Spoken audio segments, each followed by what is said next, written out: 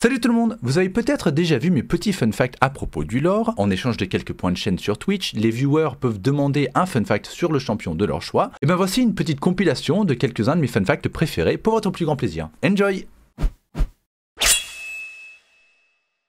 Fun fact sur Ryze, dans le livre Ruination, il est à ses débuts. Dans Ruination, il est tout jeune, il apprend tout juste à utiliser la magie. Et on a un descriptif de comment ça le fait se ressentir quand il utilise la magie. Il utilise la magie runique, donc il se sert de trucs écrits et il invoque le pouvoir des runes pour faire ses spells. Et à chaque fois qu'il le fait, il a la peau qui brûle. Il ressent une espèce de brûlure qui sort de sa peau et il a les runes qui apparaissent sur sa peau. Un petit peu comme dans la cinématique, on le voit dans la cinématique, en fait quand tu regardes de près Ryze, on voit qu'il a des runes partout sur sa peau.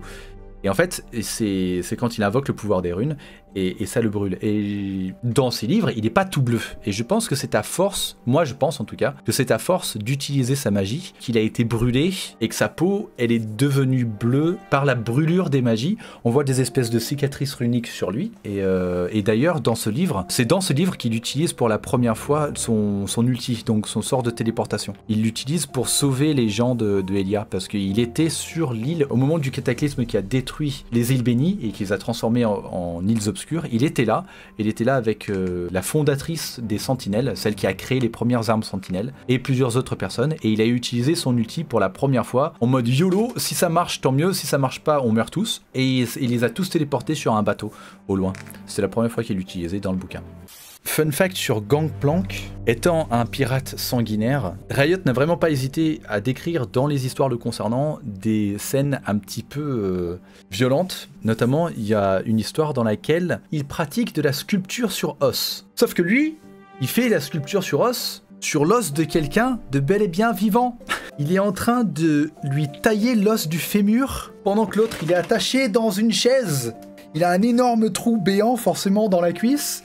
Et Gangplank, il lui taille l'os du fémur en disant « Arrête de crier et donne-moi les informations que je te demande. » Voilà. Et après que le mec il soit tombé dans les pommes, il demande gentiment à son sous-fifre de le réveiller, de le maintenir réveillé pendant qu'il continue sa petite manœuvre de lui tailler l'os, histoire que le mec puisse lui donner les informations dont il avait besoin. Voilà, donc Gangplank, il ne rigole vraiment pas. Et ça encore, c'est assez doux par rapport à certains trucs qui sont dans le lore. Il faut pas croire que c'est tout rose, tout bonbon dans les histoires du lore de Riot. Il y a des histoires où c'est un petit peu bisounours, mais il y a des histoires où c'est vraiment écrit et décrit de manière très sanglante. Les histoires du Freljord et les histoires de Bilgewater, c'est celles qui sont les plus violentes.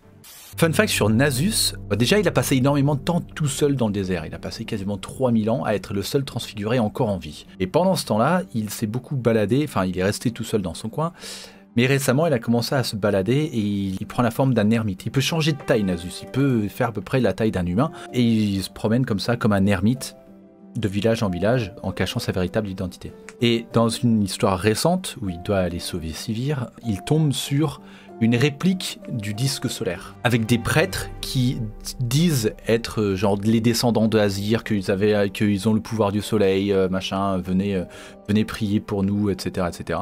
Et ça met Nasus très en colère. Et du coup, il arrache ses habits d'ermite et il éclate la gueule au pauvre prêtre qui se prétend être le descendant de Azir. Il démonte leur réplique du disque solaire. Il était même dégoûté parce que le disque solaire, il tient par magie dans le ciel et le leur, il était tenu par des câbles, etc. Donc il éclate tout, juste avant de trouver justement Sivir. Et après ça, ils sont attaqués par Xerath et tout ça. C'est une grosse histoire qui est très très intéressante. Pour une fois, il s'est mis en colère contre des gens. Fun fact sur Xin Zhao, c'est lui qui a appris à Jarvan à se battre.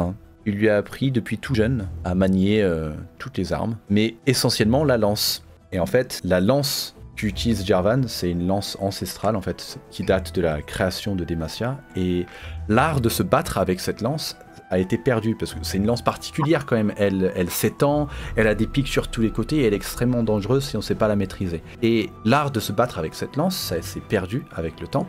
Et Xin, il a pris des années pour apprendre à utiliser cette lance lui-même, pour pouvoir apprendre à Jarvan à l'utiliser à son tour. La différence d'âge entre Jarvan et Xin, je dirais il y a à peu près 20 ans d'écart, 15-20 ans d'écart. Parce que quand Xin a été capturé par l'armée démacienne, Jarvan il avait genre 8 ans à peu près. Xin ça faisait déjà des années qu'il se battait dans les arènes. Et d'ailleurs, il y a encore beaucoup plus d'informations sur Xin Zhao dans ma vidéo, toute l'histoire de Xin Zhao, hein, parce que j'ai tout raconté dans cette vidéo. Et il y a même Nakatin qui fait une apparition dedans. Qui est Doran dans le lore? Pour le fun fact, je vais en profiter pour répondre à la question que j'ai vue dans le chat tout à l'heure. Ce n'est pas le disciple de Maître Yi, c'est le maître de Maître Yi. Doran, qui nous a donné les lames de Doran, les boucliers de Doran et les anneaux de Doran, c'était un armurier Wuju, donc du village Wuju, d'où est originaire Maître Yi, et il fabriquait les meilleures lames d'Ionia en fait. Et elles étaient enchantées spirituellement, on les emmenait aux chutes de brume, ça s'appelle.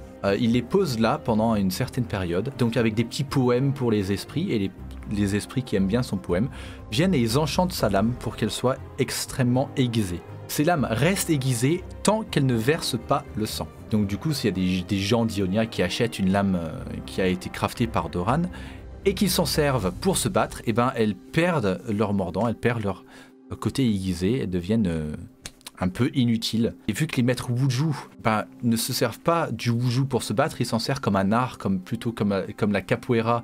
C'est pas un style de combat, c'est une danse. Et ben le Wuju, c'est un petit peu une danse de l'âme, un petit peu comme Irelia aussi.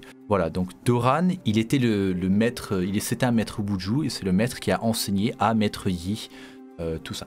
Fun fact sur Sona, l'entre guillemets arme de Sona, mais plutôt son instrument de musique, qui s'appelle une étoile, c'est une très ancienne relique ionienne en fait, qui est magique, donc une relique magique ionienne. Et elle est venue d'Ionia, elle a été sauvée de l'invasion noxienne d'Ionia par des Démaciens, Barrett Buvel notamment. Et en fait la mère adoptive de Sona a découvert que Sona était une mage en faisant des recherches justement sur son instrument de musique.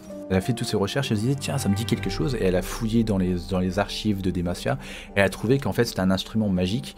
Elle s'est dit ah mince, Sona est une mage, il faut que je la protège. Est-ce qu'il y a d'autres étoiles dans le lore? Non, seule et unique. Non, l'instrument de Séraphine c'est pas du tout une étoile. L'instrument de Séraphine ça n'a rien à voir en fait, c'est une espèce de soundboard avec un Crystal X-Tech dedans. C'est un panel de DJ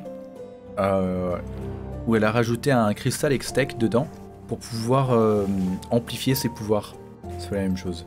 Fun fact sur Volibear. Du coup, Volibear étant un des dieux primordiaux du Freljord, il a énormément de personnes qui lui vouent un culte en fait. Il y a déjà les Ursidés qui sont ses followers directs. Donc les Ursidés c'était des chamans qui sont devenus peu à peu des espèces d'hommes bêtes qui sont reliés à la volonté de Volibear. Mais il y a pas mal de tribus aussi qui lui vouent un culte, qui prient à lui par exemple quand ils sont sur le champ de bataille contre d'autres tribus. Ils disent prête-nous main forte, etc. Et ça arrive parfois, selon les batailles qu'il y a, que Volibear leur réponde et qu'il se pointe même sur le champ de bataille. Et il y a une histoire dans laquelle il y a une tribu qui se bat contre une autre qui dit Valir, c'est comme ça qu'il s'appelle, donc nous on l'appelle Volibear mais en fait son nom c'est Valir. Ils disent Valir aide-nous et ils se pointent et il invoque une grosse tempête, il y a des éclairs qui tombent de partout et fait un énorme massacre. À la fin de cette histoire, en fait, la tribu qui se battait voulait défendre leur village. Sauf que Volibear, lui, il déteste la civilisation.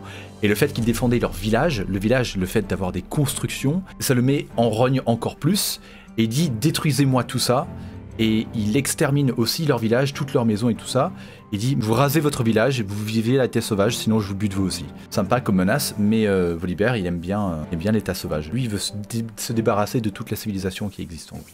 Fun fact sur ce skin en particulier de Sylas, il est canon dans le lore. Parce que dans le lore, je vais en parler dans ma vidéo que je vais bientôt sortir sur Sylas. Après avoir fait l'insurrection des mages et tous les événements de Mage Seeker qui sont actuellement en cours, Sylas se barre de Demacia et part au Freljord. Et donc du coup, il se barre au Freljord parce que il va en savoir plus sur la magie, et notamment la magie primordiale.